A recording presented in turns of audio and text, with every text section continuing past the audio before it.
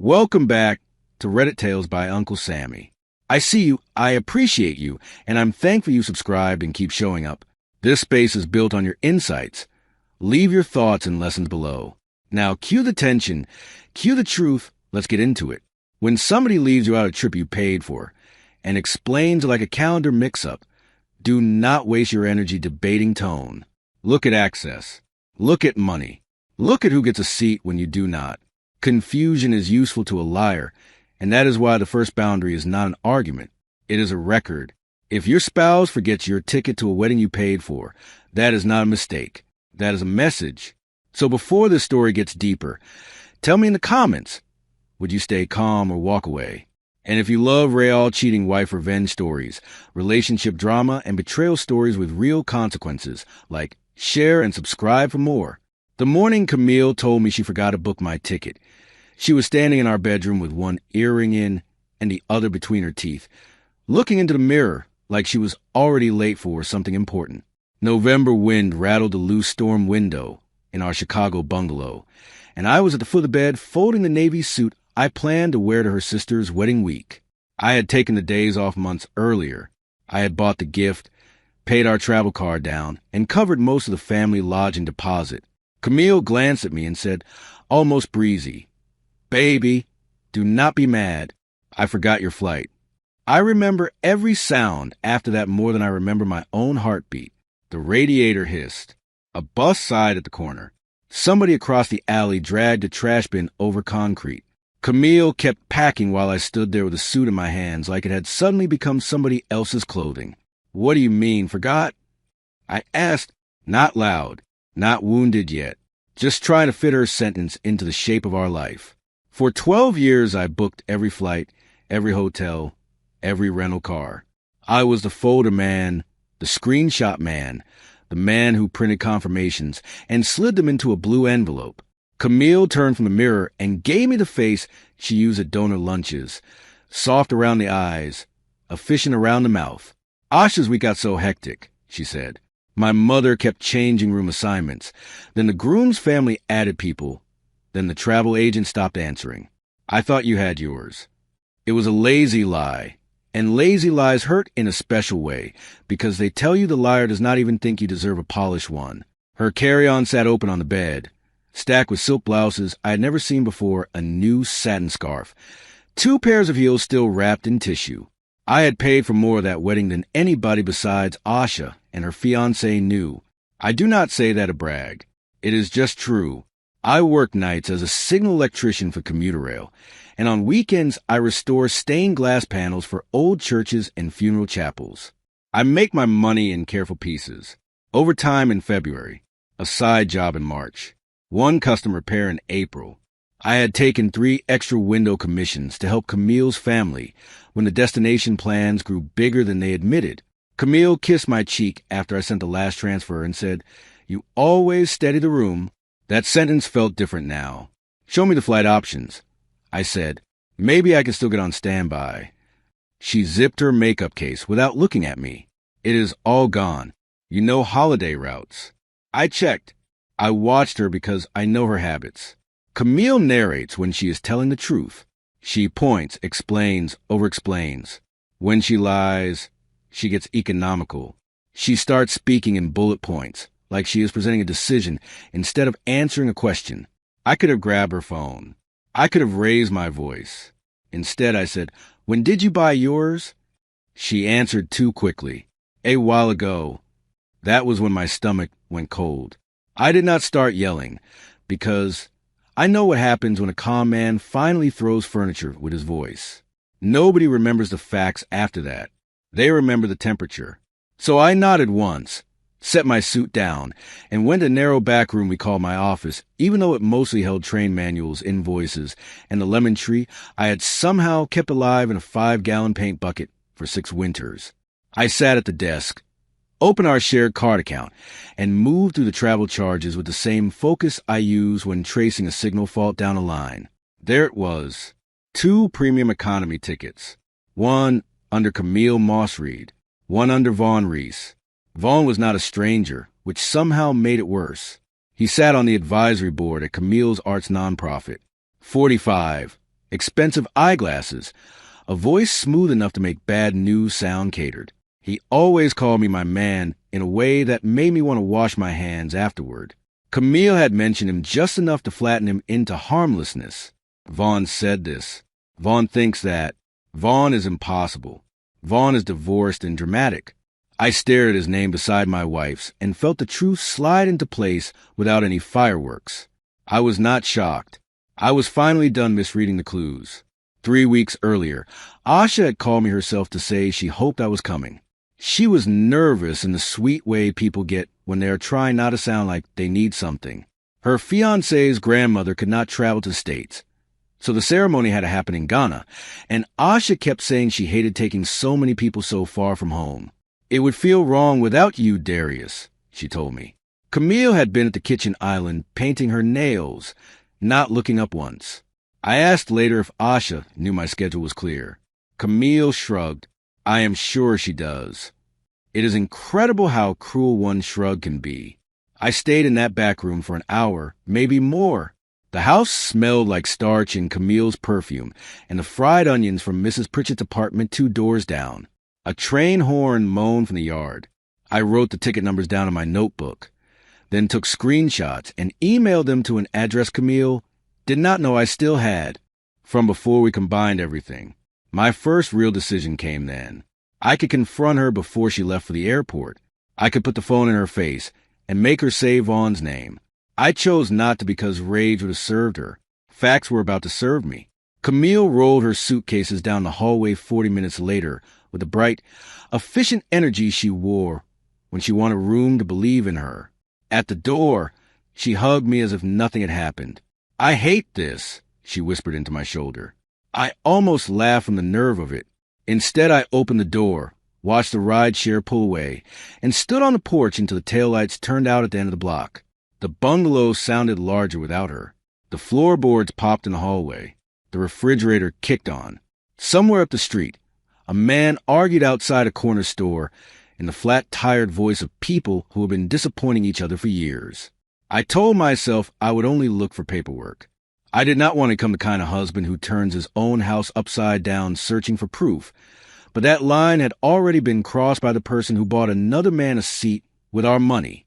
In Camille's office, under a stack of sponsor packets and 2 unopened candles, I found a slim gray folder marked Home Improvement. Inside were printed estimates for a home equity line, rough projections for a retail lease, and a 1-page concept sheet for a community design studio with Vaughn Reese listed as strategic partner. My name appeared once, under income verification, not a partner. Collateral. There was more. A boutique hotel on the near north side showed up over and over in her email search history. Midweek lunches billed to a card I had never seen. Calendar entries labeled Site Walk that did not match any nonprofit event she had mentioned. I sat in her desk chair with my elbows on my knees and let shame move through me in waves. Not just hurt. Shame, the kind that makes a grown man think backward every time he excused something because he loved the person doing it. I had defended her distance, her late nights, her clipped tone, her sudden obsession with privacy. I had called it stress because stress is kinder than betrayal. I did not call Asha. That was my second real decision. It was the week of her wedding. Whatever my wife had done, Asha did not deserve me dropping that weight into her hands right before she got on a plane. I knew how family scandals work. It does not stay in the lane you set for it. It spills. It stains every photo and every prayer, and every piece of music somebody paid to hear with a full heart. So I kept quiet. I set my screenshots to a new folder, labeled the documents by date, and drove south through gray afternoon traffic to a diner near the rail yard where the coffee always tasted slightly burnt. Patrice Logan was already in a booth when I got there, still in her credit union blazer, reading a menu she never needed. Patrice and I grew up 2 blocks apart, and she has always had the kind of face that looks patient until is not. I showed her the ticket charge first, then the folder.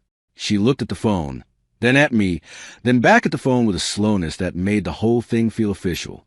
You need to stop trying to be noble before you stop being exposed, she said. Move your direct deposit. Copy everything. Talk to a lawyer before Camille lands anywhere. She buttered her toast while I sat there blinking. Patrice does mercy and instructions. Denise Rollins saw me the next morning in a compact office over pharmacy in Bronzeville.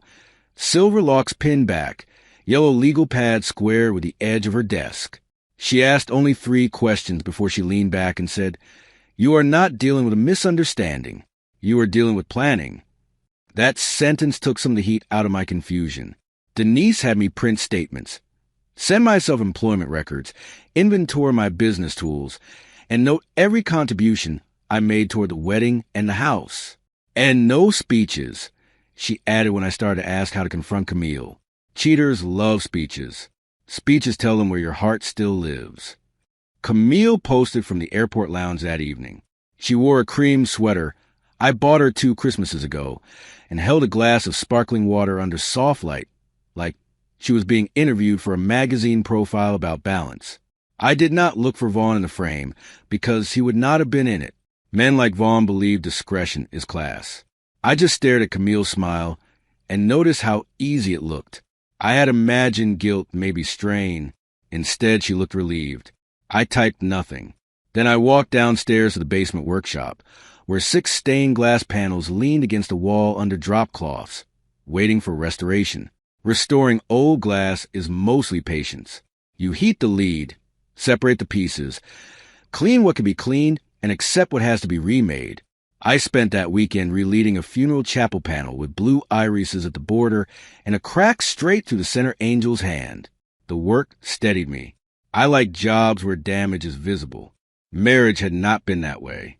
Marriage, at least mine, had been hairline trouble, tiny shifts, half-lies, indifference in polite shoes. In the basement, under the fluorescent buzz and the smell of solder, I could hold a broken thing and know exactly where the pressure had landed. That honesty felt like a mercy. Camille came home 8 days later, rolling 2 suitcases and carrying a woven tote with a gift wrapped in batik fabric from my mother. She hugged me in the airport pickup lane as if absence had sweetened us. Her cheek was warm. Her mouth tasted faintly of airport gum. "It was beautiful," she said on the drive back. "You would have loved the music." She kept saying wedding things that required no follow-up, as if she had rehearsed a safe script for me. At one red light, she added, "I still feel terrible about the ticket mess." I kept my eyes on the road and said, "Do you?" She got very quiet after that. Over the next 2 weeks, I became the version of myself she needed in order to grow careless. I made coffee. I took the trash out. I asked about her mother's blood pressure. I did not ask where Vaughn had sat on the flight, or which hotel room door closed between them at night. Because I did not press, she relaxed. Her phone stayed face up on the kitchen counter. Her laptop remained open to donor spreadsheets. She left with late, bored dinners, and came home smelling like bergamot and wine. Betrayal makes some people paranoid. It makes others sloppy. Camille had decided I was too decent to investigate, which meant decency was finally useful to me. Chicago moved from raw November into the ugly middle of winter. The sidewalk sweated ice. Men in puffer coats stamped their boots in the vestibule at church. On Sunday mornings, I still ran sound at New Psalm Baptist, and old Mr. Carter still slipped peppermints into my palm before service because he believed a man could not mix audio on an empty mouth. I sat in the booth above the sanctuary watching families squeeze together on pews and felt lonely in a way that was not dramatic, just deep, not abandoned. Misfiled. Camille took communion beside me one week and murmured, "Amen," with a voice that had learned how to sound whole in public. In January, Asha called to thank me for being understanding about everything. I was in the alley clearing frozen snow from around the garage door, and I had to lean against a brick to steady myself. Understanding about what? I asked. Asha hesitated. About needing space. Camille said work was intense, and you two thought it would be better if she traveled without added stress. It is hard to describe what that did to me. The affair was about a knife. That sentence was a stain. She had not just left me. She had turned me into the reason I was left. I said little, because Asha sounded happy and newly married and far from home. I almost told Asha everything right there with the shovel in my hand and rode salt on my boots. I almost said, Your sister used my money to take another man to your wedding and then told you I was too difficult to include. I chose again not to do that, but for a different reason than before. The ceremony was over. Now what I wanted was not impulse. I wanted timing. I wanted the truth to arrive when it could be heard without being bent into family panic or holiday noise. So I said, I am glad you had a good week, hung up, and went inside to write down every word she had repeated.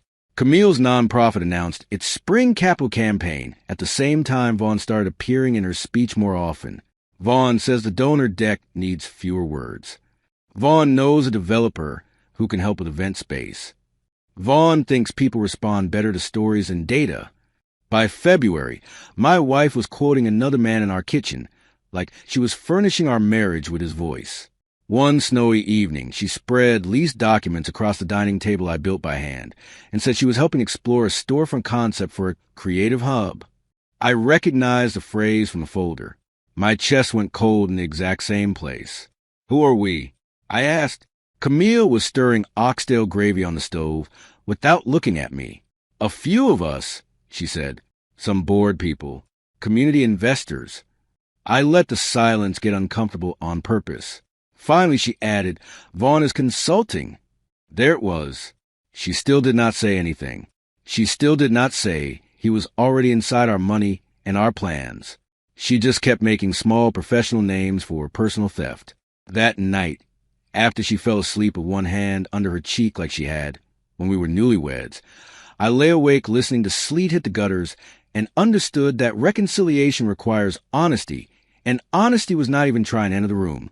Around then, the nonprofit's fall donor gala started taking shape. Camille built a whole campaign around the phrase windows of promise, and she asked whether she could use photographs from my stained glass restorations for inspiration only. She said donors loved local craftsmanship and legacy imagery. Before the ticket mess, I had always let her borrow from my work. I sent her cleaned-up photos, sketches, color studies, even a mock-up for illuminated display panels she wanted in the ballroom. My work made her look visionary, and for years I did not mind because I thought we were one household. After Ghana, I minded everything. Still, I kept sending her nothing new and saving every request.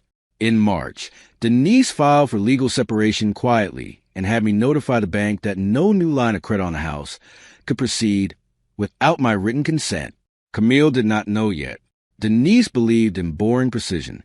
Let the paperwork get to its chair before you start performing, she told me. I followed instructions. I moved my tools and business records into a separate LLC.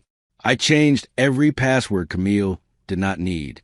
I redirected my side business payments. Then I waited. Waiting sounds passive when people talk about it. It is not. Waiting with purpose is work. It asks you to sit in the fire without using smoke as your signal. The truth reached Asha by way of my restraint, not my theatrics.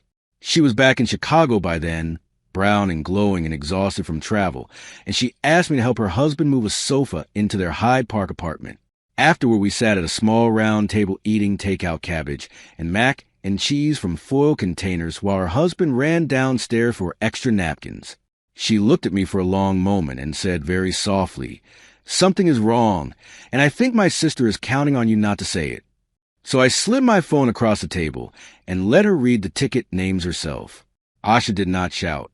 That was somehow harder to watch. She pressed her thumb over her mouth, then took it away and read the screenshot again as if repetition might rescue her from understanding. She told me you decided not to come, she whispered. I showed her the transfer confirmations for the wedding deposit and lodging contribution, not because I needed applause, but because I was tired of carrying the shape of Camille's lie alone. Asha cried in the quiet, embarrassed way people do when they feel disloyal for believing in a family. She asked whether I planned to expose Camille to their mother. I said no. I planned to stop protecting her, which was not the same thing. Spring thinned the cold. Men started standing outside the barbershop in shirt sleeves arguing about the Bulls and Merrill contracts and who made proper peach cobbler. My lemon tree put out 3 stubborn leaves like it had not spent half the winter begging for mercy in a dark room. Camille got brighter as the weather improved. She hummed while dressing. She took longer with lipstick. She started calling me friend, in that sweet fake way some spouses do when they are already halfway out the door. One Sunday after church, she put a set of bank forms in front of me and said she needed my signature for a timing issue. My own name looked like bait on that paper. I read every line. The forms were tied to the same storefront project from a gray folder, a planned bridge loan backed by home equity and household income. My credit, my salary, my house, their dream. Camille stood at the sink, pretending not to watch me. It is just procedural, she said. Vaughn's investor wants cleaner numbers before summer. There are moments when a marriage can still be redirected by one clean confession. That was one. She could have sat down, told the truth, admitted the affair, admitted the project, and admitted the theft hiding inside the language of partnership. Instead, she chose another little lie. So I said, I need Denise to review it. Her face changed instantly. Since when do you run family things through lawyers? She asked. Since the family thing started looking like business. I answered. We stared at each other in the kitchen, while a siren moved past on the avenue, and somebody's wind chime knocked around on the back porch. Camille laughed once, but there was no ease in it. You were being dramatic. That word used to catch me. It did not then. Dramatic is what guilty people call boundaries when boundaries finally get vocabulary. She snatched the forms back too fast and splashed coffee on the counter. I handed her a towel. That small gesture seemed to upset her more than if I had yelled. 2 weeks later, board counsel at Camille's nonprofit received a calm letter from Denise Rollins on my behalf. The letter was not about infidelity. It was about ownership. Attached were timestamps, invoices, drafts, raw files, and message chains showing that the stained glass imagery, mock-ups, and installation concepts used in the gala sponsorship deck came from my studio and had never been licensed to the organization or to Vaughn's consulting shell. Denise requested immediate removal of my work from all materials and noted that any continued use would invite legal remedies. She also offered, because she is smarter than vengeance, a 30-day window for the board to replace the visuals without public disruption. Camille came home before dark that day, which never happened. The front door hit the stopper hard enough to shake the framed graduation photo in the hall. She found me in the basement, cutting cane for a church panel, and held Denise's letter in both hands like it was physically hot. You went after my job? She demanded. I set down the cutter and looked at her. I went after my work. I said, your job just happened to be standing on it. She stared at me, breathing shallow.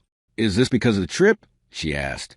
I almost admired her for trying to shrink the whole thing to one canceled boarding pass. No, I told her. This is because you turned me into a resource. I said it quietly, because quiet makes people hear themselves. Camille started crying then, but even her crying sounded managerial.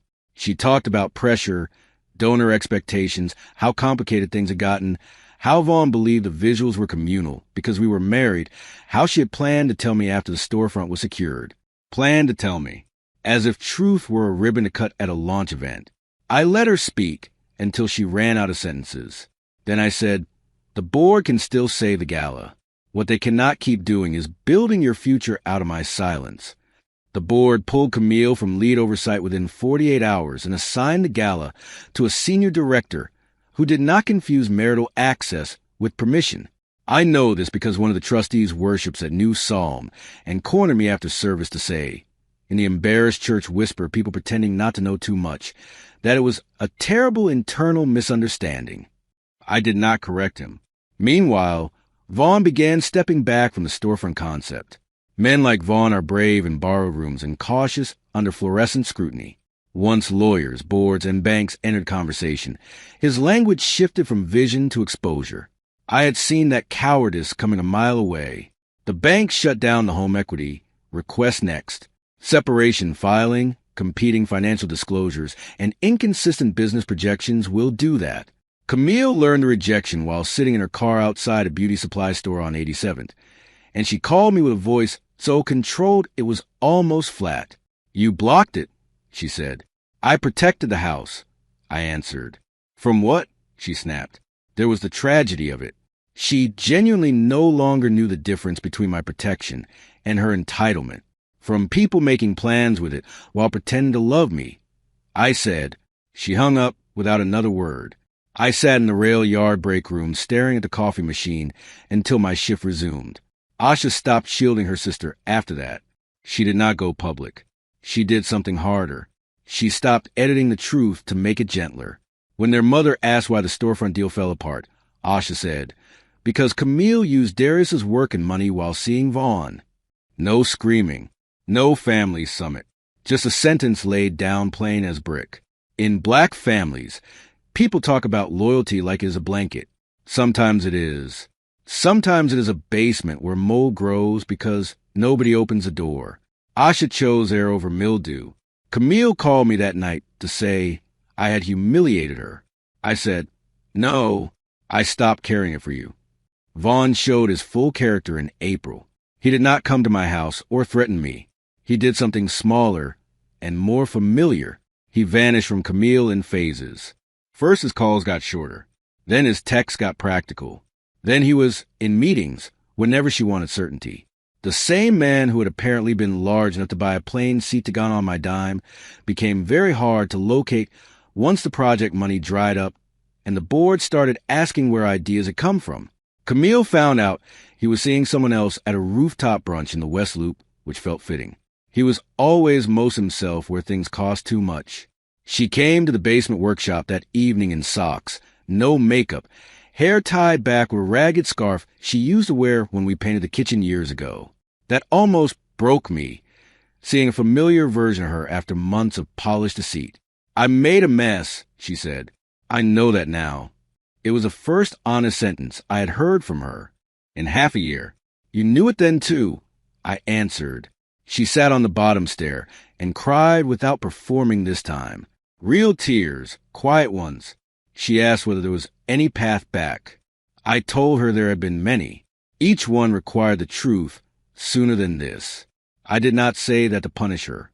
I said it because I needed her to understand where the marriage actually died. Not in a hotel room, not on a plane. It died in the bedroom when she looked at me and made the exclusion sound administrative.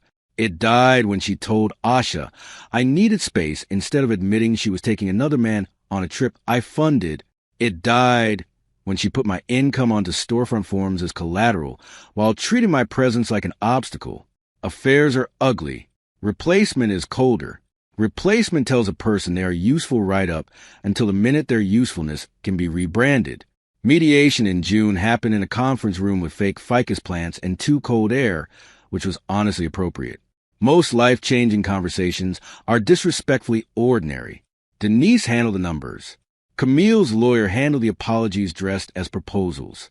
Because of the documented infidelity, commingled misuse attempts, and my traceable contributions to the wedding and house, the settlement tilted my way without being theatrical. Camille kept her retirement and her car. I kept the bungalow and bought out her share over time. My studio remained mine.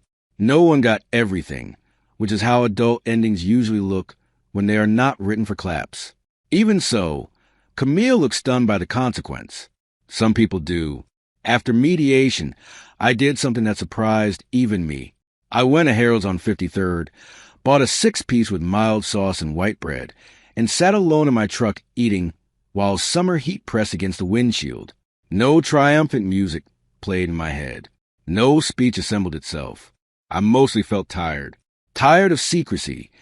Tired of being decent in a way people mistook for softness. Tired of seeing my marriage as a house where I missed every settling crack. Then Mr. Carter from church called to ask whether I still had time to restore the small transom window over the fellowship hall door. I laughed so hard I had to wipe my eyes. Work saved me in practical pieces. After that, the church windows, the signal yard. Saturday mornings at a little diner in South Shore where the waitress calls everybody baby and keeps the grits moving like communion. I repainted the back room and turned it into a real office. I finally bought a proper greenhouse lamp for the lemon tree instead of apologizing to it every winter. Some evenings, I sat on the porch listening to kids bounce a basketball in the alley and thought about how little drama there is in honest living. Honest living is repetitive. It is unglamorous. It is also the only thing that lets you sleep with your shoulders unclenched. I saw Camille once in late September at Asha's baby shower in a church basement that smelled like buttercream and coffee and folding chairs. She wore a simple blue dress and looked older in a way that had nothing to do with her face. We spoke politely. She asked after my mother. I asked after her job. She was consulting now, piecing together freelance work after resigning from the nonprofit. Vaughn's name did not come up. It did not need to. The room was full of aunties wrapping gifts in tissue paper and cousins chasing each other around the dessert table, and life had moved on without waiting for our perfect resolution. That was the final lesson. People call what I did revenge, and maybe from the outside it was, I let the truth reach the people and institutions Camille had been borrowing against. I pulled my work out from under her performance. I stopped financing my own humiliation. But sitting here now, I think of it differently. On the railroad, a signal either protects a line or it invites disaster by pretending all is clear when it is not. My marriage had been blinking green long after the track was compromised. I did not destroy the route. I marked it correctly. Everything that followed came from finally refusing to call danger safe. What stays with me is not Vaughn's name on the ticket. It is the smaller things. Asha reading the screenshot at her kitchen table. Camille holding Denise's letter in my basement, that unsigned loan packet waiting for my pen like it was entitled to my life. Boundaries are rarely dramatic when you set them. They just look late to the person who benefited from you having none. Some people do not lose their marriage in one moment. They lose it one lie, one hidden charge, and one act of disrespect at a time. If this story got under your skin, share it with somebody who would have a strong opinion on what Darius should have done. And for more viral cheating wife revenge stories, marriage betrayal stories, and first-person drama like this, subscribe, and turn on notifications so you do not miss the next one. The end.